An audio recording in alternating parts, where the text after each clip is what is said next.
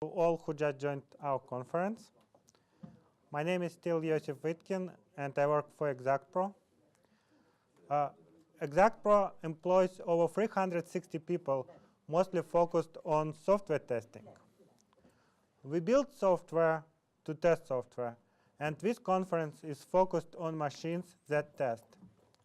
But what about machines that think? Should software testers be concerned about machine learning? Advances in data analysis and artificial intelligence rapidly change the world around us. The presence of machines that think will affect all industries, all processes, and all occupations. Computers can recognize a cat on a screen. Why can't they recognize a bug in the code or anomaly in the inbound messages? Algo can control a real car. Surely it can control the test environment as well, deploy software by itself, check for red flags, etc. They said there is not a single presentation on the subject without a killer bot picture. But think about it. There are people who relentlessly torture the software. They break it and criticize it. They subject it to ruthless SOC and negative testing. They prevent it from being released into the wild, even sometimes. How do we call these people? Butchers. No. Software testers. Machines were created by humans to make life easier. One day, when software will take over the world, when that day comes, will there be any particular category of people who will be considered as war criminals by our new robot overlords? You bet. So when this day comes, it will not be just a question of losing your job, and death might not be even our biggest concern after everything that we managed to done to the software. But let's be optimistic. There are 4 exhibition stands in the conference call. There are 4 tools that we'll present today, and there are 4 fingers on a hand. And also there are 4 areas that I would like to cover. Software development lifecycle, key enablers for machine learning and testing, an approach to improve test libraries, and challenges with the real-time systems. So software development lifecycle usually starts with requirements, then it goes into design and code. It ends up with software bugs, and there is one rigorous process in between that is called magic. Exactpro can be compared to a large refinement factory that takes requirements and code and turns them into a large set of software defects, along with descriptions to make software pure and ready to use. We have over 10,000 of software defects reported against each of our main markets and related systems. This is what we call big data in software testing. Some of this data set is in natural language, like subjects and descriptions. So the essence of software defects is in natural language. But they also are always accompanied by many structured tags, like severity, priority, time to fix, status, component, and places that were changed in the source code, etc. So plenty of insight can be obtained from analyzing the whole defects repository and looking at it as a big data set.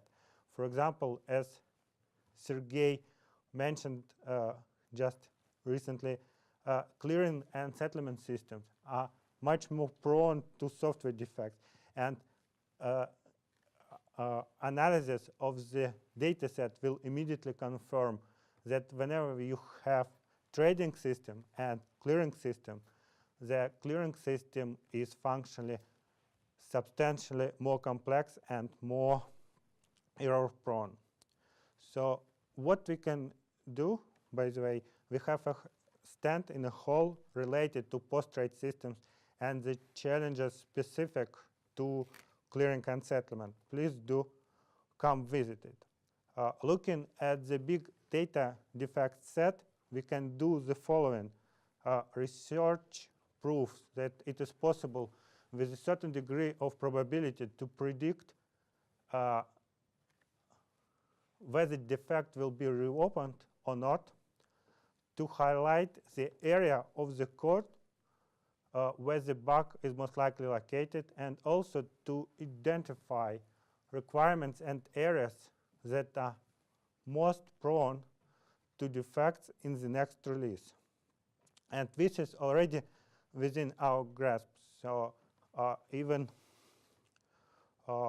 initial search across literature will show you at least 30 different research papers analyzing static testing and defects repositories and applying machine learning to this area. But what about dynamic testing? For dynamic testing, the first and the most essential thing is that there should be a lot of data to learn from. And to produce this data, we need to make sure that our test tools can sustain high volumes of test automation. Essentially, they need to be non-functional testing tools. Speaking of Deus Ex Machina, we have stand dedicated to non-functional testing as well in the conference call. Please do come visit it. Apart from non-functional testing tools, what we need is machine-readable specifications. So, of course, you can use OCR or similar technology to parse through PDF protocol specification. But is it really the best way to allocate your resources? We also need to have production-scale passive testing capability or market surveillance system to gather data required for learning. And also, it is necessary to build the systems with the testability in mind. At least we need to make sure that we can start, restart, configure the systems automatically in order to run them over and over again. This slide illustrates test harness for the algo trading system. It is explained in more details in one other stand in the conference hall. High scalability, high performance, and automatic management enables us to run many tests during the day automatically. We can take your algo and test it against both market replay and competing algos produced by the test tools or other algo trading systems. However, we still have limited time for infinite number of possible permutations. So when we encounter this problem, we also use machine learning techniques in order to optimize the testing subset based on defect database, code coverage, and their ultimate combination, mutational testing. So it is possible to take infinite number of tests and turn it into more reasonable subset that can be executed one by one. But executing tests one by one is not really optimal way to deal with the real-time systems. So when we deal with the real-time systems, it would be much better to run lots of the tests in parallel. This way, the probability of hitting particular issues, especially issues that are hard to be located with other conventional test automation methods, will be much higher. we can use passive testing, also explained in one of our stands in the conference hall, to detect problems within a huge data set.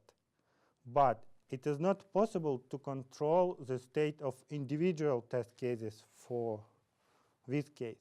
So how can we tell what was actually covered and what was not?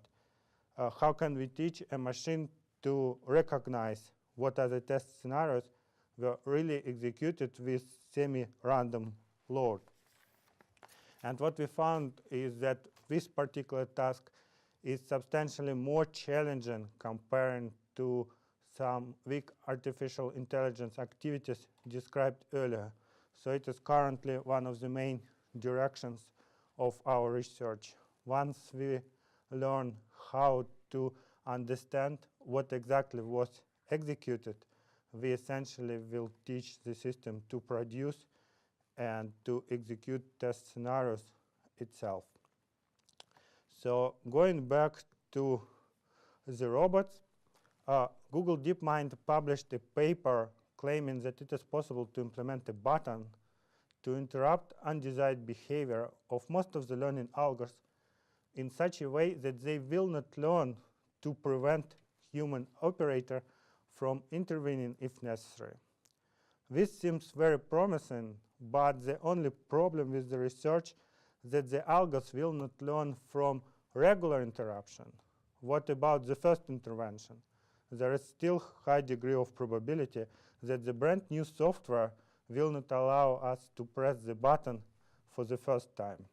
So science fiction teaches that the only way to survive robot apocalypses is to have a friendly robot which will protect you from its peers.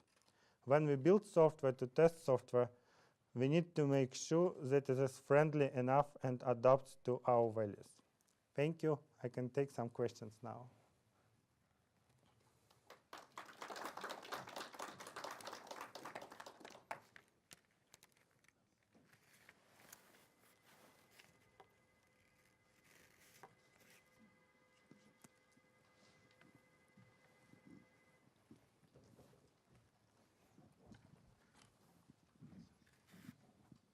Hi, Iosif, this is Jake Northey from Activity. I had a question. You were talking about running the functional tests in parallel.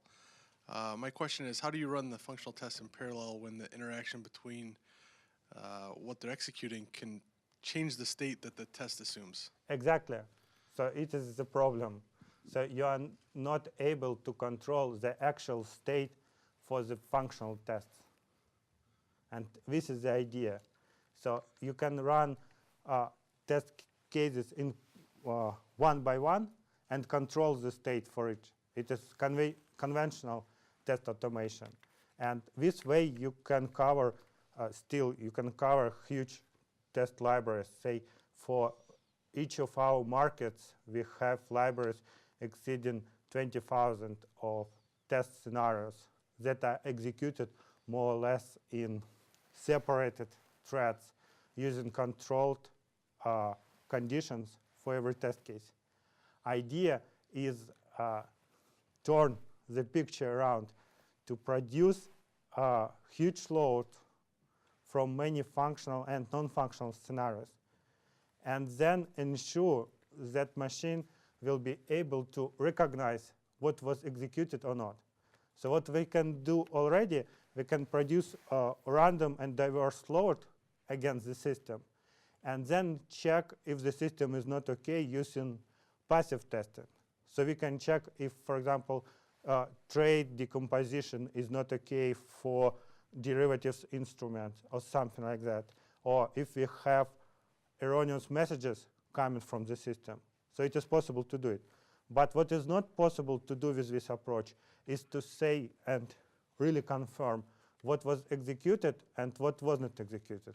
And it is a really, say, strong machine learning challenge that we are working to resolve. Okay, thanks. Thank you.